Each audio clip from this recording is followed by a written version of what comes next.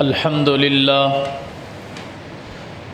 لله نحمده ونستعينه ونستغفره ونؤمن به ونتوكل عليه ونعوذ بالله من شرور أنفسنا ومن سيئات أعمالنا من يهده الله فلا مضل له ومن يضلله فلا هادي له ونشهد أن لا إله إلا الله وحده لا شريك له ونشهد أن محمدًا عبده ورسوله يا أيها الذين آمنوا اتقوا الله حق تقاته ولا تموتن إلا وأنتم مسلمون يا أيها الناس اتقوا ربكم الذي خلقكم من نفس واحدة وخلق منها زوجها وبث منهما رجالا كثيرا ونساء واتقوا الله الذي تساءلون به والأرحام إن الله كان عليكم رقيبا يا أيها الذين آمنوا اتقوا الله وقولوا قولا سديدا يصلح لكم أعمالكم ويغفر لكم ذنوبكم ومن يطع الله ورسوله فقد فاز فوزا عظيما أما بعد فأعوذ بالله السميع العليم من الشيطان الرجيم بسم الله الرحمن الرحيم في جنات يتساءلون عن المجرمين ما سلككم في سقر قالوا لم نك من المصلين ولم نك نطعم المسكين وكنا نخوض مع الخائضين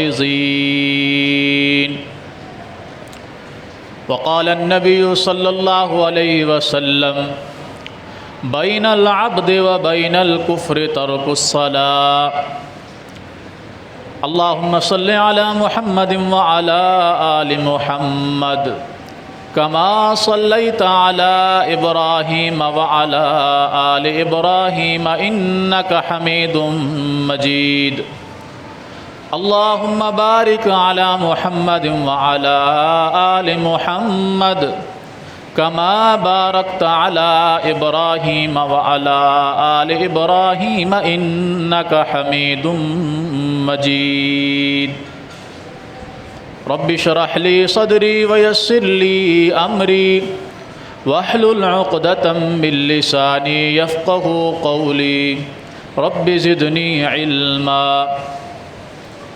اللهم انفعنا بما علمتنا وعلمنا ما ينفعنا وزدنا علما سبحانك لا علم لنا إلا ما علمتنا إنك أنت العليم الحكيم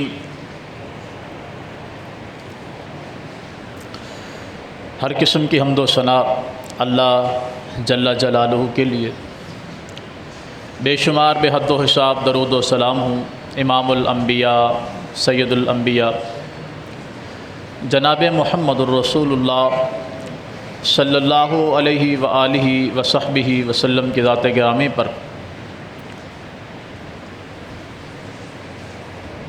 سورہ مدثر کی چند آیات بینات میں نے آپ کے سامنے تلاوت کی ہے۔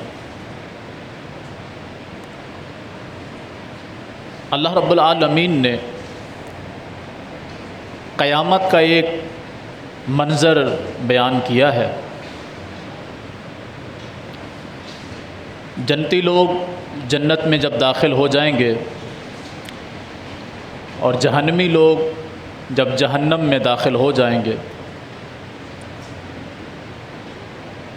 تو جنتی لوگ اللہ سے ایک گزارش کریں گے کہ ہمارے کچھ رشتہ دار، کچھ جاننے والے، کوئی دوست احباب جو دنیا میں ہمارے ساتھ تھے مگر وہ یہاں ہمارے پاس نہیں ہے،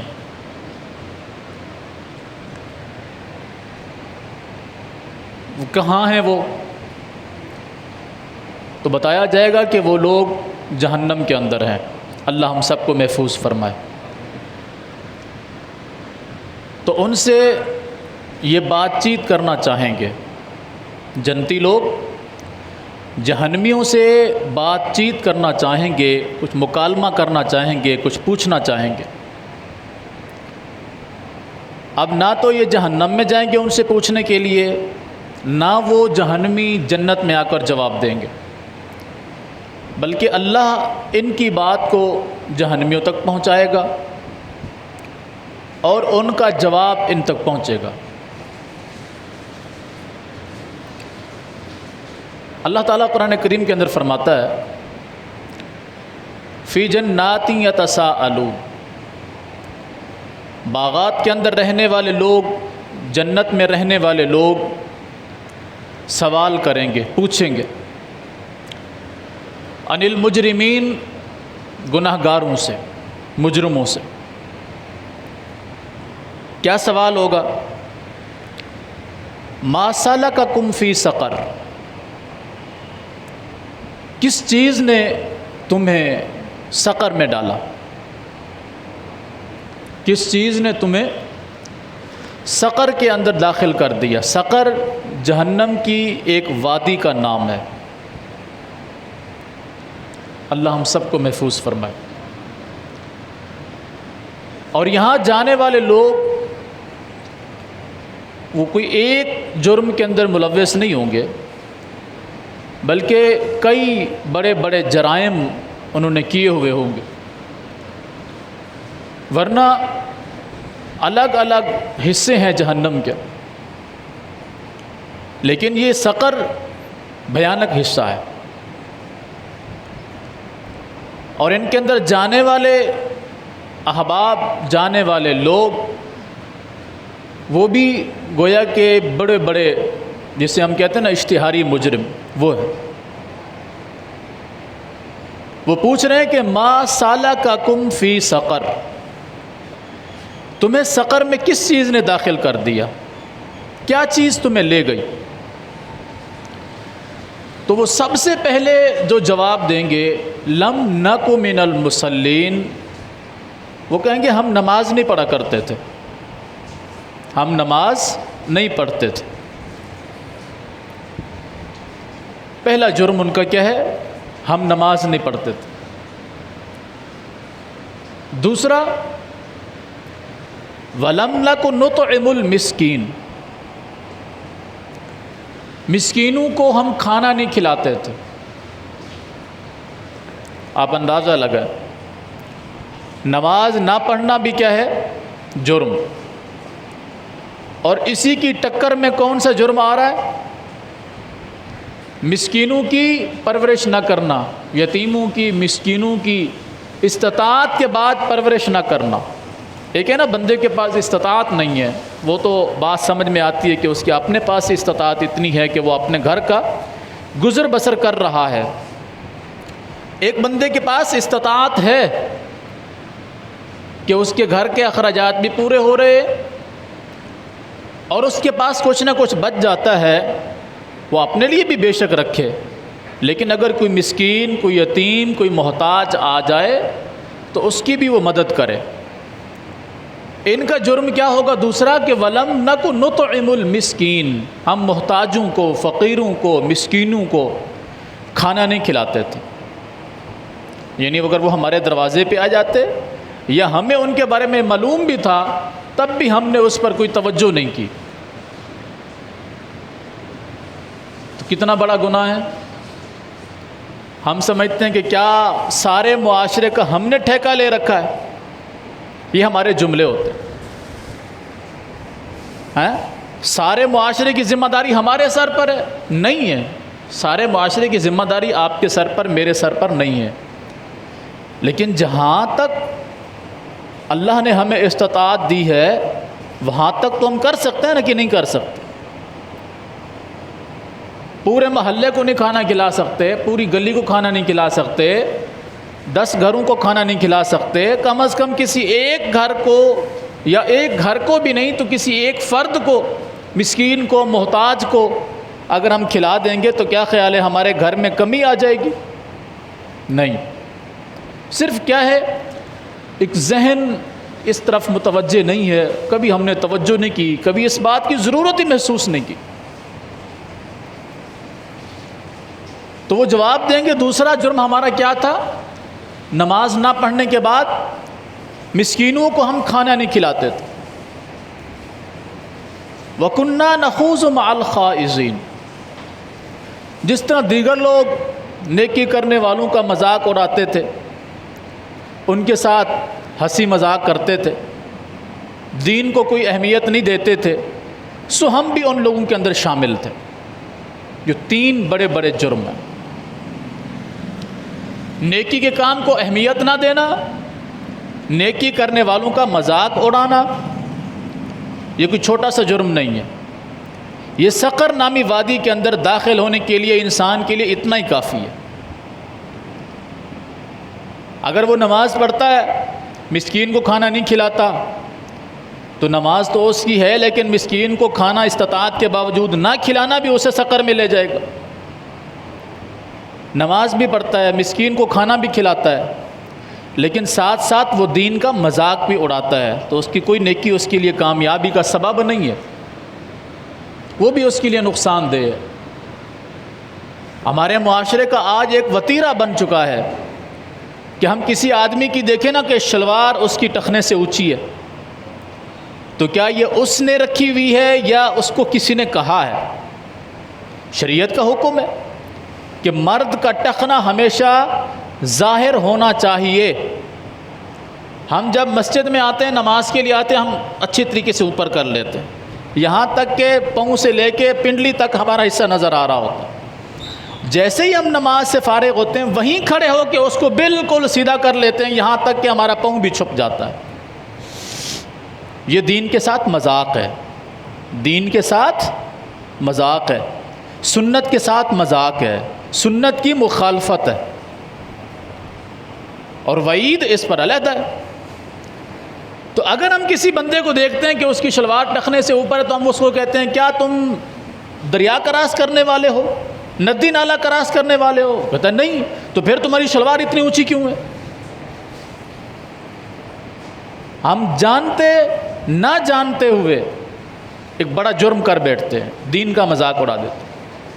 اگر وہ کہہ دے کہ بھائی شلوار اونچی رکھنا سنت بھی ہے، میرے نبی کا حکم بھی ہے صلی اللہ علیہ وسلم، ہاں آج کل تم مولویوں کے ساتھ اٹھنا بیٹھنا شروع ہو گئے ہو، پھر ہمارے یہ جملے ہوتے، یعنی کسی صورت میں ہم نے اپنی غلطی قبول نہیں کرنی، اپنا جرم قبول نہیں کرنا۔ تو یہ چھوٹی چھوٹی چیزیں جسے ہم سمجھتے ہیں کہ کچھ بھی نہیں ہے، یہ جہنم میں لے جانے کا سبب ہے۔ پہلے ہم بات کرتے ہیں نماز کے حوالے سے۔ اب اندازہ لگائیں کتنے ہم میں سے مسلمان ہیں جو 5 وقت کی نماز پڑھتے ہیں، جو اس وقت یہاں مسجد میں موجود 5 وقت کی نماز نہیں پڑھتے۔ جن پر اللہ کی رحمت ہو وہ پڑھتے ہیں، ورنہ ہمارا بہانہ ہوتا ہے کہ دوپہر میں کام میں تھے، عصر میں فلاں جگہ پر کام میں تھے۔ بھئی کام میں تھے تو کام نے نماز پڑھنے سے تو آپ کو نہیں روکا ہوا تھا نا، آپ ڈیوٹی پر تھے، آپ کام میں مصروف تھے، تو اس کام نے آپ کو نماز پڑھنے سے روکا ہوا تھا۔ کام نے آپ کو یہ بھی نہیں کہا کہ جہاں آپ نماز پڑھتے ہیں فجر کی، ظہر کی بھی آپ نے وہیں پڑھنی، عصر کی بھی وہیں پڑھنی، ایسا بھی پابندی اسلام نے ہمارے اوپر نہیں لگائی تھی۔ جس جگہ پر ہیں وہاں تو کم از کم پڑھیں نا، ہم وہاں بھی نہیں پڑھتے۔ جمعے کے دن آ جاتے ہیں، جمعہ ادا کر لیتے ہیں، پھر پورا ہفتہ چھٹی ہوتی ہے ہماری۔ نبی علیہ الصلوۃ والسلام نے نماز نہ پڑھنے والے کے متعلق کیا فرمایا؟ بین العبد و بین الکفر، مومن اور کافر کے درمیان جو فرق ہے وہ نماز کا ہے. مومن ہے تو پڑھے گا، کافر ہے تو نہیں پڑھے گا. ہمارا معاشرہ جو نمازیں نہیں پڑھتا، عورتیں ہیں، مرد ہیں، چھوٹے ہیں، بڑے ہیں، وہ ایک لمحے کے لیے اپنے گریبان میں جھانک کر دیکھیں کہ میں کس گروہ کے اندر ہوں. کیونکہ میرے نبی صلی اللہ علیہ وسلم نے 2 گروہ بتا دیے، مومن کا اور کافروں کا. نماز پڑھنے والا مسلمان ہے، مومن ہے، نہ پڑھنے والا کیا ہے؟ کافر ہے. وہ 1 چھوڑے، وہ 2 چھوڑے، وہ 4 چھوڑے، وہ 10 چھوڑے، وہ نہ پڑھے. جیسے جیسے وہ اس سے دور ہوتا جائے گا اس قدر وہ کفر کے اندر داخل ہوتا جائے گا. اور ہم اس کو کوئی اہمیت نہیں دیتے. نماز ہی تو پڑھنی ہے نا، پڑھ لیں گے. پڑھنی ہے، پڑھ لیں گے، یہ وہ جملہ ہے، یہ وہ لفظ ہے جسے قرآن نے کچھ اور انداز میں کہا ہے.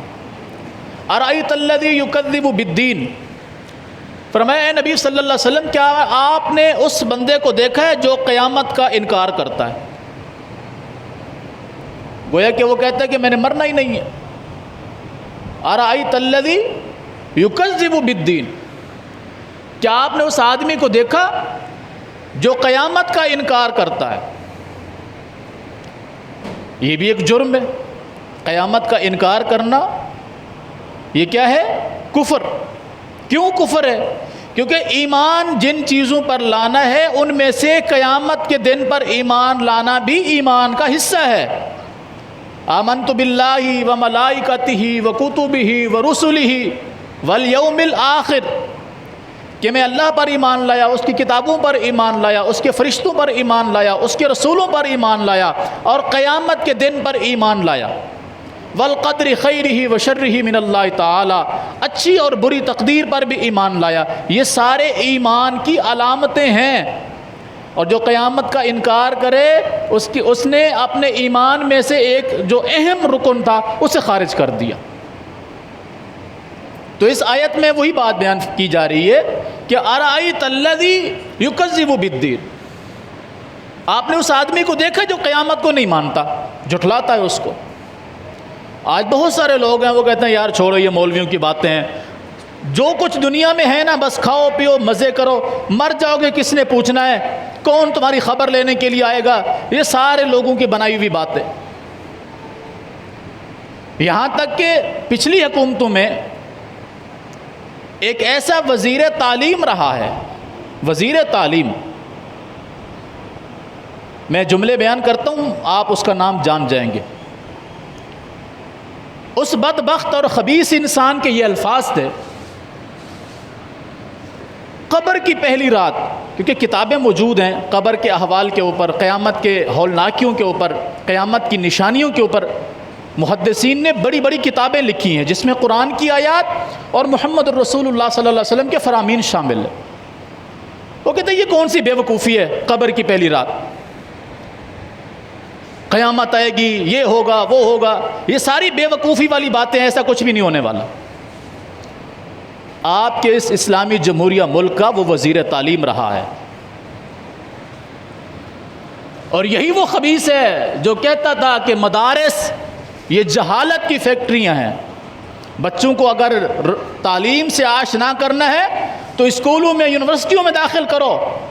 مدرسوں میں تم داخل کرو گے تو وہ قیامت کے چکر میں پڑے رہیں گے، قبر کے چکر میں پڑے رہیں گے، قبر کے بعد قبر کی پہلی رات اس چکر میں پڑے رہیں گے، قبر کی دوسری رات اس چکر میں پڑے رہیں گے. یہ اس بدبخت کے الفاظ آن دا ریکارڈ موجود ہیں، آپ سن سکتے. اور میڈیا والے بڑے لطف سے اس کو ریکارڈ کر رہے ہیں، اس کے پیچھے کھڑے ہوئے لوگ اس کی تالیاں بجا رہے ہیں. قرآن نے پہلے یہ نقشہ کھینچ دیا ہے. ارأیت الذی یکذب بالدین، کیا آپ اس آدمی کو جانتے ہیں جو قیامت کو نہیں مانتا، کہتا ہے نہیں آئے گی قیامت. دوسری بات، فذلک الذی یدع الیتیم، یہی وہ آدمی ہے جو یتیموں کو، مسکینوں کو دھکے دے کے نکال دیتا ہے. کبھی ایسے خبیث لوگوں کے دروازوں پر کوئی محتاج، کوئی مسکین، کوئی فقیر، کوئی یتیم چلا جائے تو یہ اتنی عزت اپنے کتے کی کرتے ہیں، اتنی بھی اس کی نہیں کرتے. اللہ نے یہ نقشہ قرآن میں کھینچا ہے، فذالک الذی، اسی طرح یہ آدمی بھی یدع الیتیم، یتیموں کو دھکے دیتا ہے، چل دفع ہو جاؤ یہاں سے، ہمارا گھر تمہیں ملا، ہماری دکان تمہیں ملی، دفع ہو جاؤ یہاں سے، تمہارا ہم نے ٹھیکہ اٹھا رکھا ہے۔ یہ جملے آپ اکثر جگہ پر سنتے ہوں گے، یہ کوئی چھوٹی سی بات نہیں ہے، یہ جہنم میں لے جانے کے لیے کافی ہے، اور یہ اللہ کا قرآن ہے۔ سورۃ الماعون، فرصت ملے نا کبھی تو سورۃ الماعون کی یہ 7 آیات ہیں، 7 آیات، ان 7 آیات کا ترجمہ پڑھ لیجئے گا، میرے رب کی قسم ہے ہوش اڑ جائیں گے۔ آخری پارے کی چھوٹی سی سورت ہے، سورۃ قریش کے بعد والی اور سورۃ کوثر سے پہلے والی۔ فرمایا فذالک الذی یدع الیتیم، یتیموں کو دھکے دیتا ہے، ولا یحض علی طعام المسکین، مسکینوں کو، محتاجوں کو اگر کوئی کچھ کھلا رہا ہے، کوئی ان کی خدمت کر رہا ہے تو یہ خبیث اس کو بھی روکتا ہے، خود تو رکتا ہی رکتا ہے، لوگوں کو بھی ترغیب نہیں دیتا کہ یار چلو تم یتیموں کو، مسکینوں کی پرورش کرو۔ اس کے بعد فرمایا فویل للمصلین، نماز پڑھنے والوں کے لیے ہلاکت ہے۔ وہ جو میں نے پہلے بات کی ہے نا اس سورت کو شروع کرنے سے پہلے کہ ہم کہتے ہیں نماز ہی پڑھنی ہے نا، پڑھ لیں گے، یہ جو جملہ ہے نا اس کو قرآن ذکر کر رہا ہے، فویل للمصلین، نماز پڑھنے والے کے لیے ہلاکت ہے۔ اب بندہ حیران ہے کہ یار میں نماز نہیں پڑھتا تب بھی قرآن کہتا ہے کہ اس نے کفر کیا، یہ جہنم میں جائے گا، پڑھ رہا ہوں تب بھی قرآن کہتا ہے نماز پڑھنے والے کے لیے ہلاکت ہے۔ وجہ کیا ہے؟ الذین هم عن صلاتهم ساہون، فرمایا وجہ یہ ہے کہ یہ نماز تو پڑھتا ہے، پڑھتا اپنی مرضی کی ہے، پڑھتا اپنی مرضی پر ہے۔ الذین هم عن صلاتهم ساہون، یہ وہ لوگ ہیں جو اپنی نمازوں میں سستی کرتے ہیں، یہ اس کا معنی ہے۔ الذین، وہ لوگ، ہم عن صلاتہم، وہ اپنی نمازوں میں، ساہون، سستی کرتے ہیں، دل کیا پڑھ لی، نہیں کیا تو نہیں پڑھی، پڑھی ہے، اذان ہو چکی ہے، اس کو پتہ چل گیا کہ اذان ہو چکی ہے، نہیں جا رہا نماز کے لیے، اچھا بعد میں پڑھ لوں گا، ابھی بڑا ٹائم پڑا ہے، ظہر سے لے کے عصر تک 2.5-3 گھنٹے ہوتے ہیں، پڑھ لوں گا، عصر کی اذان ہوتی ہے تو یہ کہتے ہیں مغرب تک تو ٹائم ہے نا، میں تب پڑھ لوں گا، مغرب کی اذان ہوتی ہے تو یہ کہتا ہے عشاء تک تو ٹائم ہے نا، میں تب پڑھ لوں گا، عشاء کی اذان ہوتی ہے تو یہ کہتا ہے کہ بھائی آدھی رات تک تو ٹائم ہے نا، میں تب پڑھ لوں گا، فجر کی اذان ہوتی ہے تو کہتا ہے سورج نکلنے تک کا تو ٹائم ہے نا، میں پڑھ لوں گا، اپنی مرضی کے مطابق پڑھتا ہے۔ اللہ کہہ رہے الذین هم عن صلاتہم ساہون، یہ وہ لوگ ہیں جو اپنی نمازوں میں سستی کرتے ہیں، اس لیے ایسے نمازیوں کو اللہ رب العالمین نے ہلاکت کے اندر ڈالا ہوا۔ اب بتائیں، میں ہوں، آپ ہیں، جتنے بھی ہمارے یہاں بھائی بہنیں موجود ہیں یا جو سن رہے ہیں، کیا ہم نماز کے ساتھ ایسا سلوک نہیں کرتے؟ اذان ہو جاتی ہے، پرواہ نہیں ہوتی، ہمیں کوئی کہہ بھی دے نا چلو نماز پہ چلتے تو ہم کہتے ہیں ہاں اب چلو میں آ رہا ہوں، بس میں 2 منٹ میں آیا، وہ نہ ہمارے 2 منٹ ختم ہوتے ہیں نہ ہم مسجد میں پہنچتے ہیں، اور نہ ہمیں یہ توفیق ہوتی ہے چلیں گھر میں پڑھ لیں، یہ بھی توفیق نہیں ملتی۔ تو نماز پڑھی، لیکن پڑھنے کے باوجود بھی اگر ہم ہلاکت کے اندر ہیں تو مجھے بتائیں ہم نے کیا کمایا، کیا ہم نے حاصل کیا؟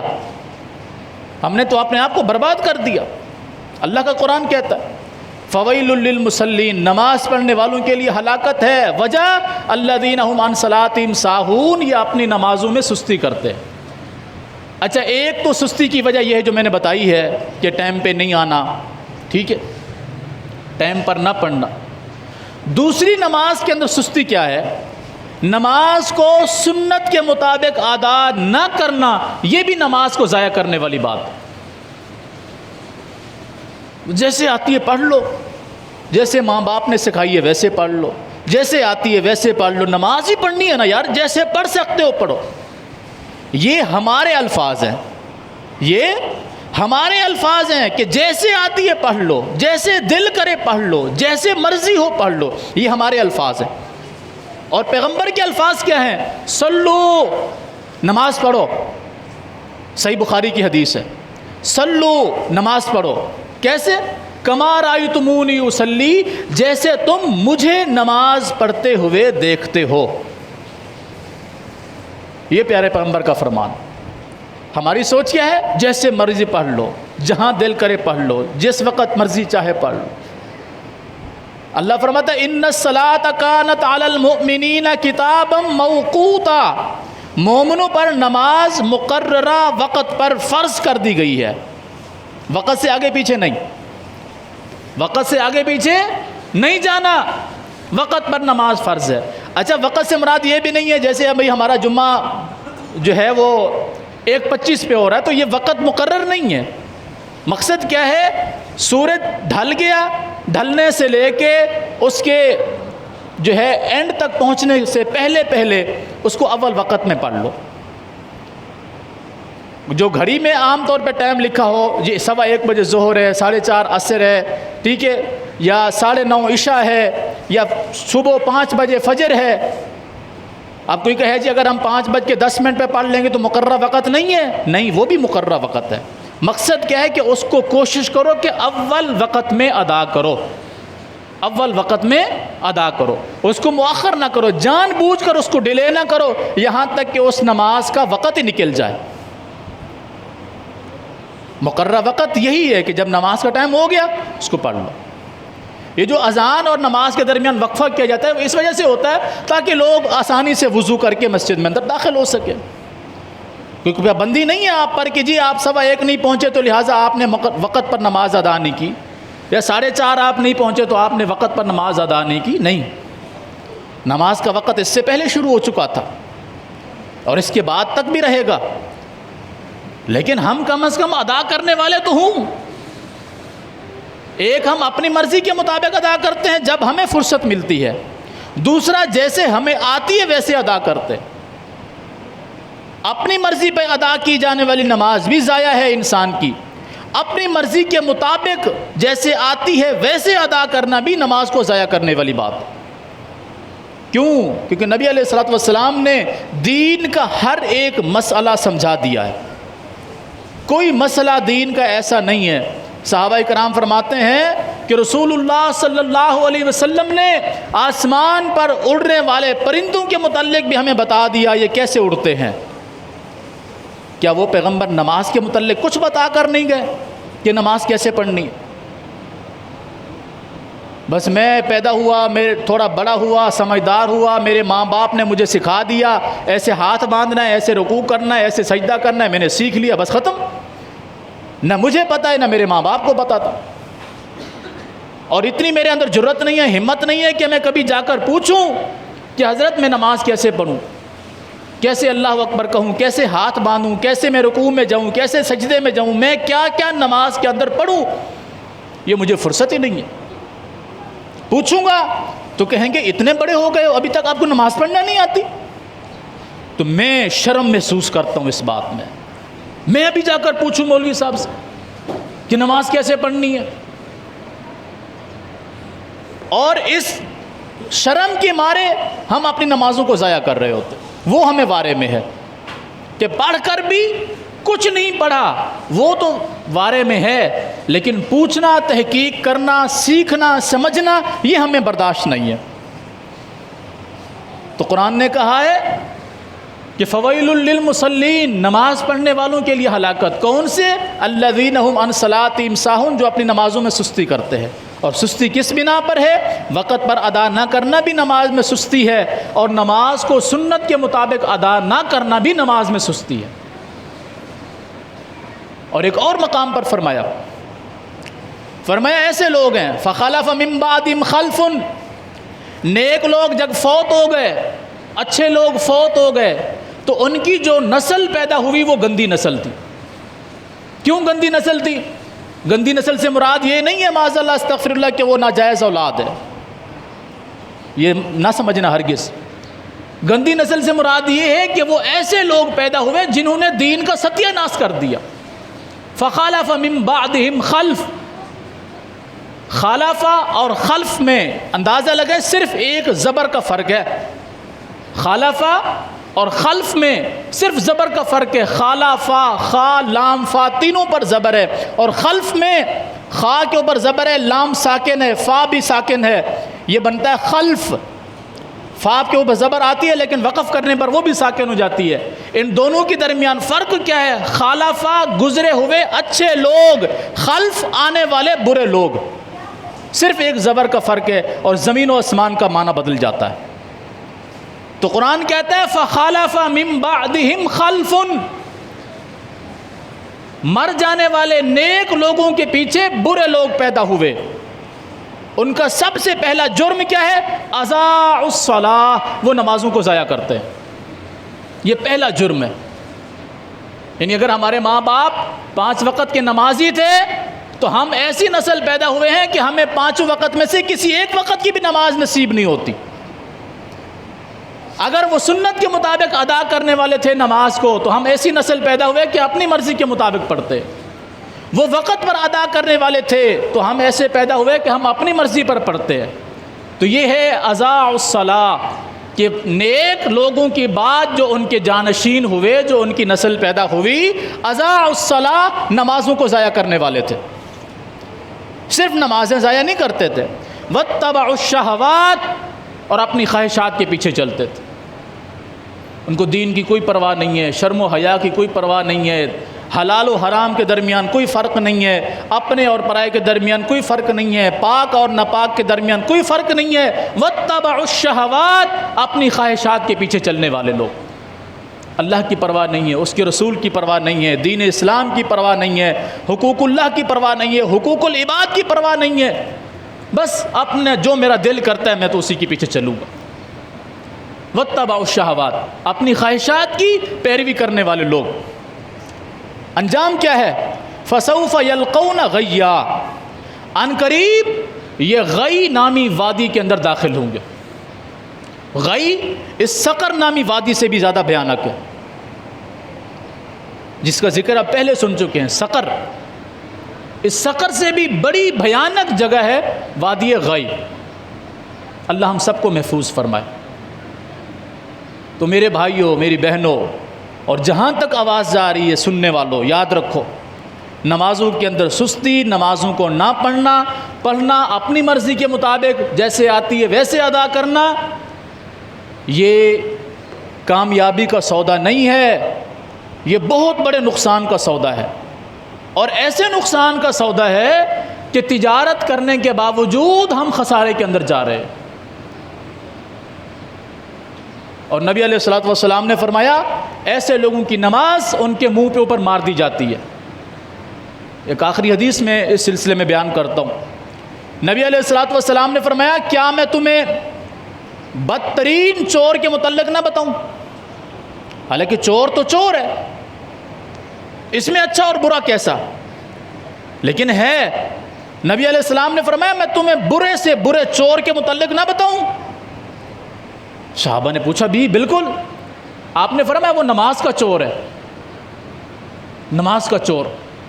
اللہ کے رسول نماز کا چور بھلا کیسے؟